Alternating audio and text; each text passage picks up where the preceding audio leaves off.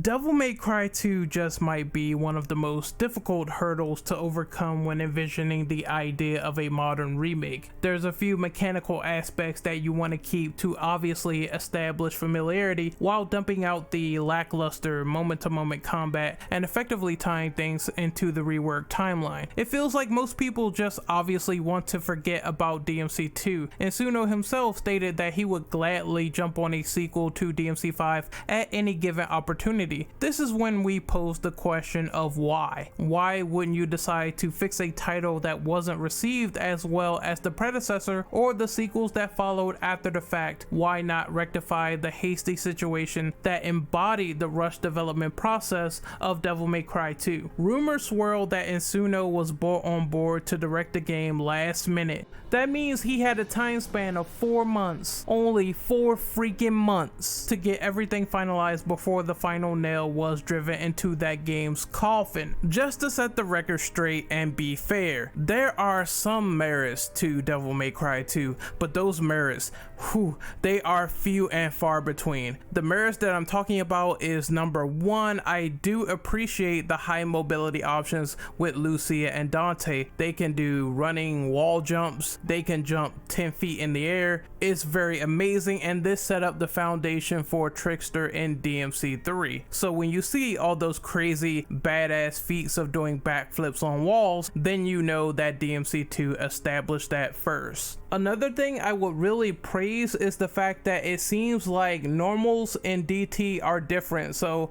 Dante might do a differing sword swing or a differing attack when he's in Devil Trigger while doing normals. Keep in mind, we're not talking about special commands or Sin DT. We're talking about regular normals while being in regular Devil Trigger. I don't think that the animations really change that much when you're doing regular Rebellion combos in later games, so I can appreciate DMC2 for changing things up just a little bit in that department. I also really liked Lucia's gameplay. I thought she was a badass. I liked the fact that she comboed in all these crazy dagger strikes with martial arts moves, and I thought that was pretty fun, you know, throwing knives at people, all that jazz. I thought that was really good to do. They could expand on more hand-to-hand combat in the Devil May Cry series with that character, and if they decided to do a DMC2 remake, then you could enhance her moveset. Either way, there you have it. Just to summarize, there are 3 things I like about DMC2. I like Lucia's gameplay, I really did enjoy the mobility options, and I really did enjoy the normals used for normal DT. The reality of the situation remains clear. DMC2 was a half-baked sequel that remains underappreciated to all newcomers in general. You wouldn't believe the countless conversations that I see with notions of people bringing up the fact that they're skipping DMC2 due to how disappointing the game was between differing individuals. It's clear that DMC2 doesn't have the same reputation as DMC3, which most people encourage you to play at first glance due to how crazy the party gets. There's also individuals citing that the game doesn't add anything to the timeline, since the presence of Dante's journey to Damari Island is only mentioned in a short passing without any lasting effect other than Lucia being introduced as a new female lead. If I was a video game director, I think from a directorial standpoint that would be quite euphoric, going back and fixing something that was systematically ruined. I think altering Devil May Cry 2 into a full-fledged remake that exceeds the original game would be Insuno's greatest challenge. He would fix the problems given to him without the black cloud of an initial rush development cycle lingering over his head. I think that would be a perfect chance to show how video game remakes can be done, considering how vastly appreciated the Resident Evil 1 remake is, for example. Many fans praise that game as one of the best Resident Evil titles in the series, given how it improved on everything to an insane degree. As a hypothetical, let's say if this game premise exceeded expectations, then Capcom probably wouldn't have to constantly shuffle DMC2 around in the timeline like a drunk anime fan on prom night. That being said, we're here to make a game, so how would I personally make Devil May Cry 2? Well, first thing is first, I would have to hit you with a disclaimer.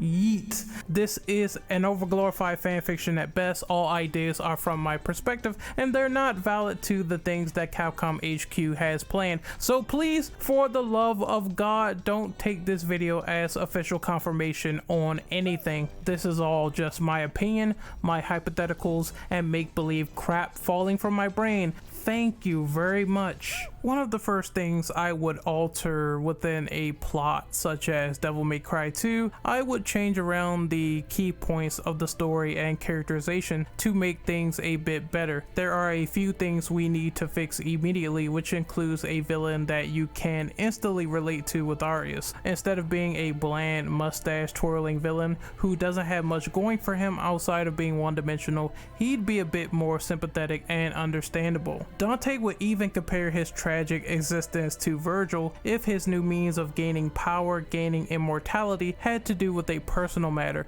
I would include a murdered family into the mix on this one. The new Arias is a hurt, prosperous, yet disheveled scientist under the backing of the Ouroboros Corporation. They are raising a demonic army on Damari Island and spawning more on city coastlines in hopes of warding off anyone who searched for the Arcana. Arcana hearts all aid in Arias gaining strength. Arias was strongly suspected of treason against his own village as a backstory I created. He was betrayed by a friend who he deemed as a brother, which caused him to watch as his wife and child were publicly executed right in front of him. I guess it was an opposite day when it came to Arias understanding that it was hoes before bros in this situation. Arias lived, harboring a strong hate for humanity, considering the cruel things that humans will do, all based on common misconceptions. Arias returns a few months later to decimate all of his villagers after the acquirement of a newfound power that imbued him with demonic strength. The grand tragedy of this situation is the thought process that Arias and his tyranny was all planned by Argisax the Chaos, instilling hatred into his mind. After all, the god of chaos is going to want more chaos and despair. The despair embodied reveals to Dante that he was the main general who killed Eva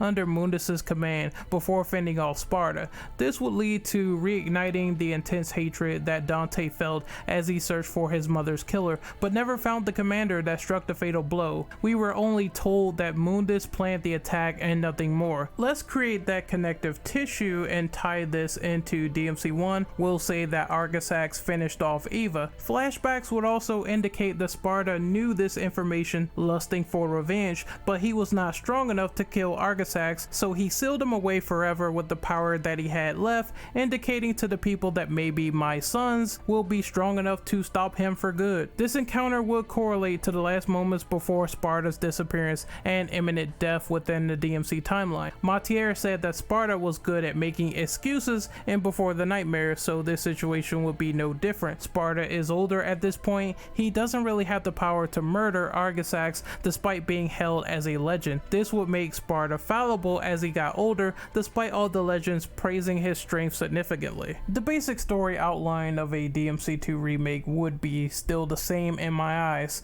It would also have the same ambiguous motorbike ending as well, where Dante clearly pops out of an interdimensional hole to greet Lucia and talk about aliens. There will be a bit of fine-tuning involved here. Arias believes that Despair Embody is true divinity incarnate, and merging with the demons will cast off putrid human flesh in order to make him become a god before all kings. Dante would need a drastic overhaul as well because, well, his personality is also very emotionless throughout the entirety of DMC2 and remains prevalent as one of the main criticisms about that game. Considering the timeline fix ushered in as 3124, Dante's personality should be akin to his DMC1 personality under the voice work of Ruben Langdon. He's still serious within his own right after such a heavy loss with the presumed death of Nilo Angelo, but he's still cocky to crack a joke here or there when the situation demands for it. This would also give Ruben more chops to show off that Dante can be more serious and jokey when it comes to business while showing Lucia a new lease on life. Speaking of Lucia, I would say that her arc should be just as substantial as it was in DMC2 originally. DMC2, after all, is a story about Lucia and how she rejects her heritage for a better cause with the V de Maril clan. Lucia Lucia was created as a secondary demon to defend Arias, so it's gotta hurt knowing you're some fake product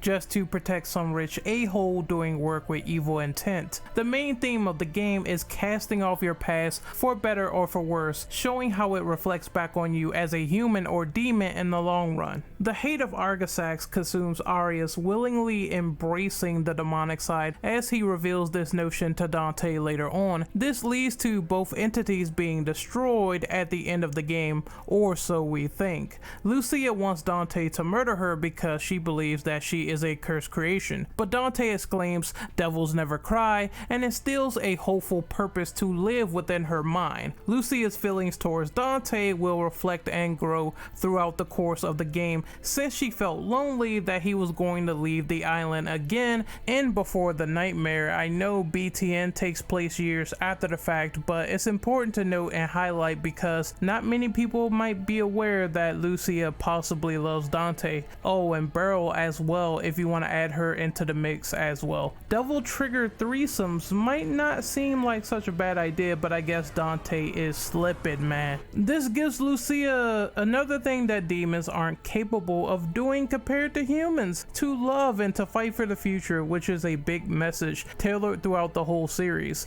The end credits would consist of Arias's human form still alive after nearly being decimated, crawling in a lab somewhere with no arm, no legs, crying and screaming that this is not the end of him. Arias vows to have his revenge on Dante and Lucia. Just then, footsteps walk behind him, a black knight casting away his former consciousness. As it molds into the floor, a black pool starts to formulate. A miniature nightmare, griffin, and shadow start to form there. The camera pans upwards to reveal a corrupted figure is standing behind Arias. His skin starts to decay. He tells the man, "The only one using your cell research is me." Cell is an incubating tube that allows demons to reform from combat wounds after an unspecified amount of time until the chemical wears off. The man reveals himself to be none other than Dante's older brother Virgil, who kills Arias and claims, "This will buy me some time. You can leave Dante up to me as you rest in hell." In freaking credits. This ties into everything within the timeline perfectly, including Devil May Cry 5. I thought it was a nice touch to explain Nilo Angelo splitting from Virgil's body in this instance as well. A few fixes with the characters, also splicing up the plot with more connective tissue, would give a more cohesive story if done correctly. The last scene should also have an establishment of Devil May Cry 4 coming into the mix as an entry point. Is logically the next game, so according to Before the Nightmare, Arias did deliver research and resources to the town of Fortuna. Now that I think about it, I guess I can clear up a few things with the writing. I guess people will be scratching their heads. How the hell is Virgil on Damari Island? How did Dante not sense him? Let's just say that after the fact, after Arias was defeated, Dante left and he went into hell, so he couldn't sense his brother being around. So that's one thing we can close. We can close that chamber. Let's also say that, okay, how the hell did Virgil find out about Arias's research while he was on Damari Island, if we're going to sum it up like that? Well, let's say that Virgil was at the town of Fortuna and Arias was also supposedly delivering transport and items and research to the town of Fortuna, so Virgil just wasn't there to get his devil trigger pulled by Nero's mom. Let's just say that he was at the town of Fortuna finding out more about why the people there worship Sparta and why all this mysterious research was laying around during the time that Arias came and transported things over. I think that ties into the story perfectly if we explain it like that. Then he yeets Nero's mom after that homework, son, only to return years later, stab the guy and say, "It's past your bedtime." Get the fuck out of here. Get the fuck on out of here, man. Go about your business. There should be a scene where a younger version of Nero is present as the Order of the Sword learns the news that Arius is dead, as Nero begins his recruitment training under strict supervision of Credo and Sanctus. Okay, so I guess this is the portion where we talk about gameplay elements along with story as a simple list of checkmarking things that are awesome and altering things that are best left on the cutting room floor. Let's start out with Majin Devil Trigger, which was apparently one of Dante's most strongest forms before Ren DT. This still should be in the remake of DMC2, but from a storyline perspective, it's hard to say why Dante did not use this form during the battle against Urizen. I found 3 possible ways they could rope in this theory from a storyline perspective. Number 1, Majin Devil Trigger would have to get retconned to explain it clearly. Yes, I know people will hate this, but from a gameplay perspective, the Desperation Devil Trigger would still work the same. You can only use it when you're near death, however,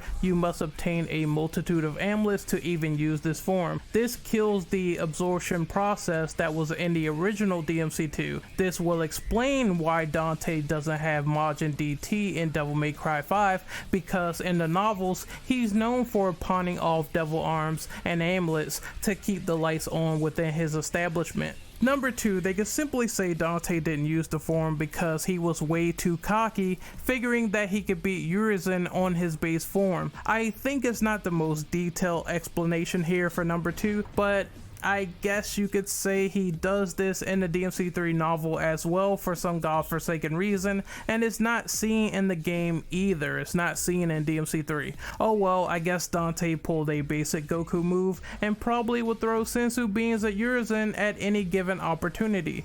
With this method being applied, amulets really don't activate Majin DT. It's all dependent on how low your health is. As usual, the best way to make it balanced is to make you use it once per level. Number 3 is probably the weakest excuse, but simply the easiest to utilize. It's similar to my second response, but what if Majin DT was a very self-destructive and unstable form? It would grant the user immense power at the cost of their humanity. Since the form is so painful and not worth using due to the concern of the user losing himself or herself, then Dante and Lucia could have discarded the form after this game for that particular reason. Although obviously from a gameplay perspective, none of this matters. None of this matters. You can blow everything away once you're in Majin Desperation DT. I would add one more thing from the DMC2 novel. One more thing, and that would be an advanced nightmare segment. Supposedly, according to the DMC2 novel, Dante kills an alternate version of Trish. A lot of people said this really didn't make sense, so let's make it make sense within this storyline context. I would do a segment gameplay wise similar to DMC1, where once you're swallowed by Nightmare, you go into this strange alternate realm where you fight alternate versions of characters that have been already slain. You fight Phantom, you might fight Nilo Angelo, etc. So what would happen if you were hit by a blast from the Despair Embodied and you end up fighting an alternate version of Trish? And this is integrated into storyline reasoning. I think this would be a good way to show Dante's pain, to show his depression, to show the fact that he really regretted killing Nilo Angelo. He really regretted killing his brother during DMC1. He really regrets losing Trish to anything. He really regrets losing Lady. And I think that would show throughout this entire gameplay sequence, throughout this entire nightmare sequence, and then he snaps out of it, primed and ready to kick Despair Embodied's ass for messing with his mind. Speaking of Trish, she was a very nice unlockable within the confines of Devil May Cry 2, right? Arguably, she was one of the most fun aspects about that original game in general. So let's give her a raise, let's give her a bonus. Let's say that she deserves a secret separate ways like segment where she's integrated into the story as a third playable character, needing to clean up the remaining mess of dealing with Arius's minions as an overarching plot point. Armed with Sparta, Electric DT and a license to kill, I think that Trish should be a little more than motivated by fun aspects revolving her gameplay. I'd base her around her DMC4 SE Trish counterpart with a little more damage output surrounding her attacks, since that was a problem in DMC4 SE with the character. Oh, and of course, Dante, Trish, and Lucia should all have these intertwined moments where you can cross over and play co-op with your friends. There should be more co-op missions as you fight through hordes of demons. One of the things that disappointed me the most about DMC5 was that there wasn't a lot of co-op levels and the opportunity felt squandered, so I would make at least 4-5 co-op missions that centers around the characters crossing over. I guess that would be one of the last good things that I would mention before balling up some old ideas. I think this game should also be longer too. You should have more meat on the bones in terms of chapters. I think splitting the game up between 27 chapters in the game, 27 missions, would be nice and spread out.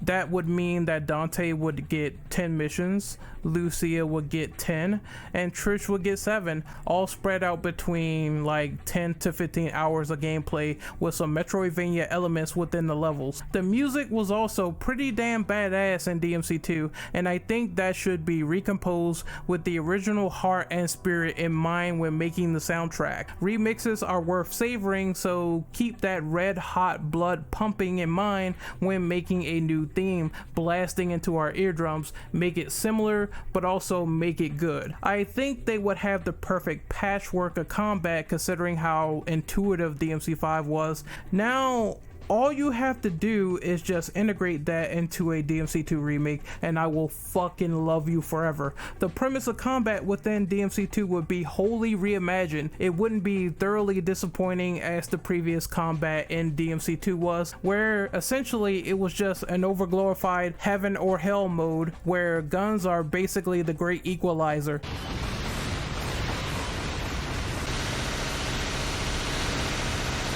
What is this? You can simply spam these things and shoot enemies to death with no effort in sight in a lot of these encounters in the original game. Styles will definitely return for Dante, and that includes Gunslinger, Swordmaster, Trickster, and Royal Guard. It should be related to how it worked in the previous DMC entries that had them, which includes 3, 4, and 5, where it's effective depending on the moves and loadouts over raw damage or nerf damage. I would redesign some of the bosses as well, because let's be honest, some of them look like crap on a stick blown through a mongoose. The infected choppers and tanks would be redesigned immediately. Let's turn them into something symbiotic, like symbiotic demons. I think a good basis in mind would be Venom or Carnage from Marvel fame. They would still resemble infected vehicles, but we would ramp that up a notch with the slime factor in their bodies to look absolutely insane. Think of the broken chopper walking around with ligaments. Dude, that would be so awesome, man. The bosses will obviously be challenging yet rewarding. They should remain balanced with the way they move and attack, because man, DMC2's bosses, they felt so passive in comparison. Give them more room to be aggressive. Trish, we already talked about. We said she should be equal to her DMC4 SE counterpart, just with a slight damage buff. Lucia should be a little bit weaker than both characters, so she's kind of a glass cannon, but she's the fastest character in the game. There is a caveat: she can pull up more insane combos and juggle strings with her daggers, and she can do some completely crazy shit with her angelic demon form, which makes her very, very deadly at long range when she's fully transformed. The level design should be redesigned completely from the ground up, if I'm being honest. It should be made to be more appeasing in the RE engine, but more linear. One of the main problems I had about DMC2 initially is the bigger environments, because they felt so barren and they felt so unmotivating to slog through. There still should be exploration, but it shouldn't be as big and boring as it was in the original game. put some spice of life into it. Next up are the weapons. Devil arms are very important to most DMC games. I would say they are the bread and butter of Devil May Cry. This is a remake. Most of the foundation is laid to bear. Trish is remarkably easy to get out of the way first with her loadout. She has Pandora, Luce and Umbra, and Sparta. I would give Lucia some new things to work with as well. In addition to the daggers that she throws, maybe she could have more throwing knives imbued with demonic energy. I would love to see some sort of rapid fire move as well where she pins blades to demons repeatedly. Enhance summon blades or shields that could wrap around you and shield you from attacks at the cost of DT meter. That would also be pertinent to my goal with Lucia. I would also like to see some form of size in the Devil May Cry series for once. I think Lucia would be the perfect experiment for a newfound berserker mechanic that freezes enemies after a large size string. The last secret weapon I would give Lucia is something I would call the Gorman Staff. This staff would nullify demonic powers and blow enemies apart. Dante would have most of his weapons from DMC2, but I feel like the multitude of swords that he was given had the same moveset, so it really didn't matter. I would change this around entirely. Rebellion works the same. Merciless would give Dante a sword fencing stance, as elementals would change depending on the Arcana heart equipped. The Vendetta would work like the Emma Fang from Ninja Gaiden 2, a big hulking sword that could do massive damage as Dante throws that thing around like Guts from Berserk. I also think a glaive-like weapon would be nice. It kind of reminds me of Blade the Vampire Hunter when you really think about it. Maybe Dark Sector as well. I think I really failed and dropped the ball because I didn't mention Dante's guns in this segment. I just want simple stuff. In the game itself, the original OG DMC2, they had Ebony and Ivory. They had 2 submachine guns you could shoot the crap out of people with. They had the Coyote A, and they had a rocket launcher, which would be the Kalina Ann in my version because Lady will be on vacation. Just have them function decently in Gunslinger, and that's all I want. Do something crazy once in a while. Maybe I could have 2 fucking SMG nunchucks just slinging them about, shooting people. I would think that's fucking sick. Embark on every single gun kata fantasy I have right now. Maybe bring back Artemis, maybe throw in the traditional gauntlets, and then we will have a crazy time. But I think when you think about DMC weapons, you have to think innovative and big and crazy. Do something wild, ridiculous. I want to kill someone with a boat. I don't know. I want to kill someone with a giant fan or something. I have no idea. Like, I just want to kill demons with the craziest thing you could think of. I think Dante adding perhaps more vehicles to his repertoire, that would be nice. I really like the bike in Devil May Cry 5. Maybe he can use that and formulate a weapon in DMC2. Wishful thinking. Nunchuck bike fam, let's do it. Maybe he can have elementals, maybe an elemental surfboard. Just spitballing here, but give me all of the crazy. The typical flair of smoking sexy style with our combos, jump canceling, guard flying, reversals, and all of the core implementations should be put into the soul of DMC2 to offer a crazy new experience that fans have loved for years. I also think there's a premise with Dante having this coin in DMC2. It's double-sided, used for his own personal amusement in the original game. I always assumed this was some lame interpretation of Two-Face from the DC comics. I would change this around. Dante would be more playful with this coin. I think if they were going to rip off some personality traits, then why not rip off Remy LeBeau from X-Men, aka Gambit, for the uninitiated. The coin is used metaphorically to say that he has his own luck and he goes his own way, even though that would be two-sided. I think it would be a fantastic weapon to use as well in Gunslinger mode. This would be akin to what Aaron Black does in Mortal Kombat X. In Mortal Kombat X, Aaron Black uses the bullets to ricochet coins off of people. This can be used as a demonic weapon that causes all sorts of AoE damage. If I had one more checklist, it would be from fan demand purely, and that would include the typical requests like Bloody Palace, Co-op Bloody Palace, Gods Must Die, boss rush mode, must style mode, turbo mode, legendary Dark Knight mode, and include all that juicy stuff in one package. Overall, my version of DMC2 would be the big badass highlight that completely replaces the original game as updated canon, much like Resident Evil 1 Remake did for the OG RE1. DMC2 was initially just disappointing, and while there were some solid ideas in place, the experience is just marred with a bunch of bad ones. I think that Devil May Cry 2 can actually exceed expectations if it was a remake, and I think I would rather enjoy the adventurous challenge with these changes made. Add in all the content that I listed in this video, add in the original content, add in the diesel costumes, and I believe you would have a contender on your hands for Game of the Year, Capcom. Believe me, if they decided to actually put in effort for a DMC2 remake, maybe you can actually rectify your mistakes. This is Renegade Operative signing off. What did you guys think of my what if video for making a game, making DMC2, making a remake? What do you guys think of Devil May Cry 2 initially? Do you think it deserves a remake? Do you think that the game deserves to die and not even be mentioned in the timeline again? Sound off in the comments and let me know. And let me know if you like these ideas. Be sure to like the video and subscribe, and I will see you guys next time. This is Renegade Operative signing out. Once again, peace, take care, and be good people.